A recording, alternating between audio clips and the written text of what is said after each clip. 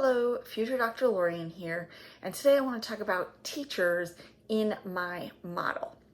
So as a teacher, whenever I hear people talking about multimodal education, or in this case, seamlessly integrated technology, I'm thinking, but where's the teacher? And responsive curriculum that's selected by a computer, but where's the teacher? Because we know that students need healthy relationships with functioning adults. And so a teacher belongs in the classroom. So is it just gonna be like a minimum wage high school kid in the high school classroom that can just like hug people and stuff? No, my friends, because the teacher is a professional and they're the expert in this profession. And the thing that a teacher has, their unique thing, their special role, is that they can acknowledge patterns of error, and we understand where those patterns of error come from. And we have specialty training and understanding in how then to address those patterns of error. So for instance, I'm an English teacher, and so if a student it's almost always the thesis statement. And so I know that the problem with their whole essay is that they didn't know how to construct a thesis statement. And then I have years of experience and training in teaching them how to construct a thesis statement to be able to repair the essay.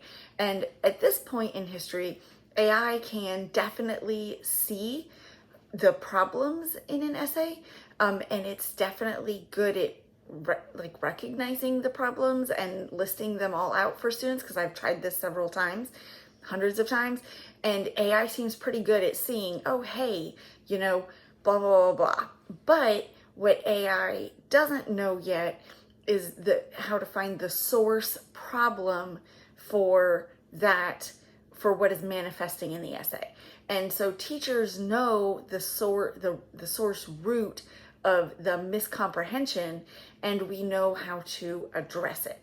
So computers are great at recognizing flaws, and they're great at saying, okay, well, just, organize better or whatever. But you need a teacher at this point to come in and say, here, the problem is you don't have a thesis statement. So if we have a thesis statement, you have a primary assertion as support claims, then that will build out your essay correctly. So let's start there. So teachers understand the root problems, and we are specially trained at overcoming the things that prevent students from understanding those source solutions.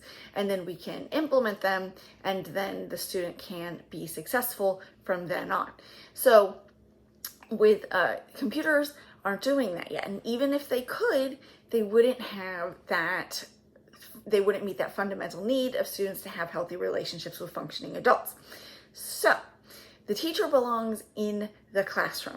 Now, with help from the computer to do the things that teachers really never should have been doing to begin with, like taking attendance and producing basic practice problems and, all of these things, it frees the teacher up to do the two things that the teacher does best. And that, in my opinion, because I'm still in the nascent stages of my research, in my opinion, the two things that the teacher enjoys the most.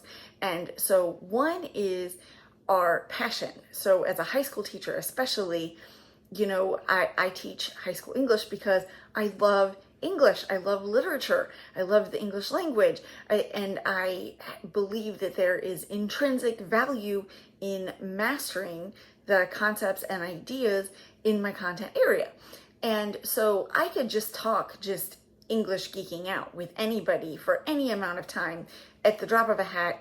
Anytime you want to talk about poems, literature, different types of research, or the paradigms or critical theory, like we can do that, and I would love that. That would make my whole day. So if the computer is coming up with the practice problems and just the texts to assess student comprehension, that frees me up to have interest-driven conversations with the select group of students that is interested in that particular topic or that particular text. And then it also frees me up to implement my superpower, which is finding the root of the problem in the miscomprehension and being able to repair that level of cognition so that the student can be successful moving forward. So that's where I see the role of the teacher in the classroom. And because of the increased efficiency of using things like AI and integrated computer programs to get rid of the folderol that we shouldn't have had to have dealt with to begin with, the things that take up 80 or 90% of our day, like saying the same thing 6 times in a row to 6 different classes off of a script for that day. Because the students will just be able to play the video, or they will have what they need instead of that scripted speech, then the teachers will be able to serve more students more effectively.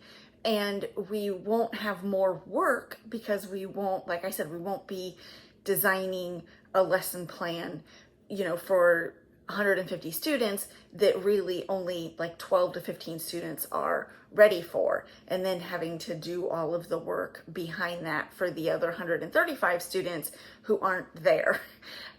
So having the computer take over those tedious tasks for us that aren't our superpower of identifying and correcting miscomprehension, that aren't our base passion, which is our content area, then that will free us up and we will be able to effectively work with more students.